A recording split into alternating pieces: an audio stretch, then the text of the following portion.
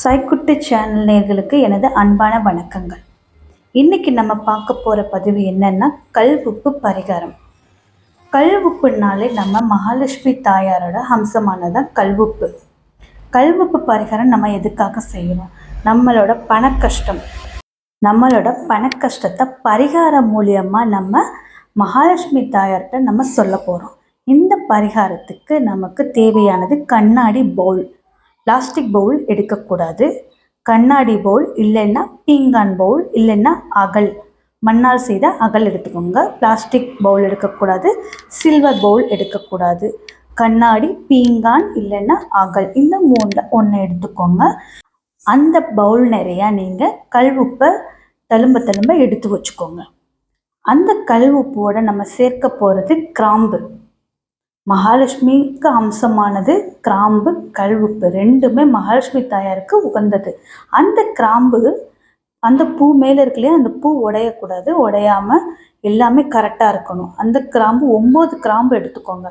9 கிராம்பு ஒரே மாதிரி இருக்கான்னு பார்த்து எடுத்துக்கோங்க. 9 கிராம்பை நீங்கள் கரெக்டாக அந்த கல் உப்பு மேலே ஒன்று ஒன்றா பொறுமையாக, உங்களுக்கு என்ன பிரச்சனை, உங்களுக்கு எவ்வளவு கடன் இருக்குது, என்னோட கடனை நான் சீக்கிரம் அடைச்சி முடிக்கணும், நான் சீக்கிரம் அடைச்சி முடிக்கிறதுக்கு நீ தான் அருள் கொடுக்கணும் அம்மா தாயே, மகாலட்சுமி தாயே, நீ தாம்மா எனக்கு வழிகாட்டணும் அப்படின்னு உங்கள் பிரச்சனையை நீங்கள் தாயார்கிட்ட சொல்லுங்க.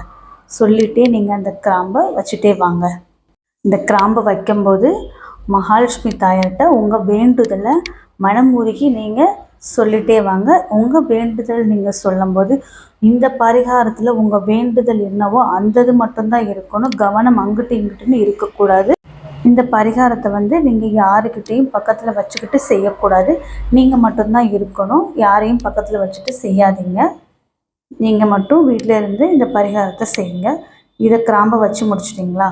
உங்கள் வீட்டில் எத்தனை ரூம் இருக்கோ அத்தனை ரூமுக்கும் கொண்டு போய் இந்த பவுலில் அந்த மூலையில் கொண்டு போய் காமிங்க. அந்த ரூம் மூலையில் கொண்டு போய் காமிச்சா அங்கே இருக்கிற நெகட்டிவ் எனர்ஜியெல்லாம் இந்த உப்பும் கிராம்பும் அப்சர்வ் பண்ணிக்கும். அதே மாதிரி உங்கள் வீட்டுக்கு சோஃபா கடையில் எல்லா இடத்துலையும், எல்லா மூலையிலும், கதவுக்கு பின்னாடி எல்லா மூலையிலும் நீங்கள் கொண்டு போய் காமிங்க. அங்கே இருக்கிற நெகட்டிவ் எனர்ஜிலாம் இந்த பவுல் எடுத்துக்கும். அதே மாதிரி உங்கள் வீட்டு நிலைவாசல் இருக்கு இல்லையா, அங்கே ஒரு 2 செகண்ட் வைங்க. உங்கள் வீட்டில் நெகட்டிவ் எனர்ஜி இருக்குன்னா இந்த பவுலில் இருக்கிற உப்பும் கிராம்பும் அந்த நெகட்டிவ் எனர்ஜி அதை எடுத்துக்கிறோம். அப்புறம் எல்லாமே முடிஞ்ச பிறகு இந்த பவுலை யாருக்கும் தெரியாத இடத்துல நீங்கள் மறைச்சி வைக்கணும். பீரோ கடியில் மறைச்சி வைக்கலாம், இல்லைன்னா சோஃபா கடியில், இல்லைன்னா கட்டில் கடியில். மெயினாக குழந்தைங்க தட்டிட்டு விட்டுறக்கூடாது, கால் பற்றக்கூடாது, விளையாட்டு சாமான் போட்டு இந்த பவுலில் இருக்கிற உப்பு கீழே சிந்திடக்கூடாது, பவுல் போட்டு உடச்சிடக்கூடாது. அதையும் பார்த்துக்கோங்க. ஸோ அதனால் யாருக்கும் தெரியாத இடத்துல, மேபி நீங்கள் பீரோ கடியில் வச்சா உங்களுக்கு பெட்டராக இருக்கும். ஏன்னா அங்கே தான் பசங்க போக மாட்டாங்க, யாரும் பார்க்கவும் மாட்டாங்க. அங்கே வச்சா உங்களுக்கு பெட்டர்னு நினைக்கிறேன். ஏன்னா இந்த பரிகாரம் யாருக்கும் தெரியக்கூடாது. இது யாரு கண்ணுக்கும் படவும் கூடாது. ஒரு சில விஷயங்கள் நம்ம எல்லாருக்கும் படுற மாதிரி, நம்ம இப்போ எலுமிச்சம்பழம்னா வாசலில் எல்லாருக்கும் தெரிகிற மாதிரி தொங்க விடுவோம். இந்த பரிகாரம் நம்ம யாருக்கும் தெரியக்கூடாது. நம்ம மட்டும்தான் பண்ணணும், நம்ம கண்ணுக்கு மட்டும்தான் தெரியணும். இந்த உப்பை எத்தனை நாளைக்கு ஒரு தடவை மாற்றணும்னா 15 நாளைக்கு ஒரு தடவை இந்த உப்பை மாற்றிடுங்க. கால்படாத இடத்துல தான் நீங்கள் போடணும். செடிக்கு ஊற்றிடாதீங்க. ஏன்னா இதில் நெகட்டிவ் எனர்ஜியை எடுக்கிறதுக்காக நம்ம இந்த வைக்கிறோம். பரிகாரத்துக்காக வைக்கிற உப்பை நம்ம செடிக்கு ஊற்றக்கூடாது. அதனால் நீங்கள் கால்படாத இடத்துல நீங்கள் இந்த உப்பை கொட்டிடுங்க. நம்ம 2-3 மாதமாக இந்த பரிகாரம் செய்கிறோமே, நம்ம கடன் இன்னும் அடையலையே அப்படின்னு நீங்கள் நினச்சிடாதீங்க. அதுக்கான உழைப்பும் நம்ம போடணும். கண்டிப்பாக உழைப்புக்கேற்ற பலன் இருக்கும். இந்த பரிகாரம் நமக்கு அதுக்குரிய ஒவ்வொரு நாளும் ஒவ்வொரு வழியை அமைச்சு கொடுக்கும்.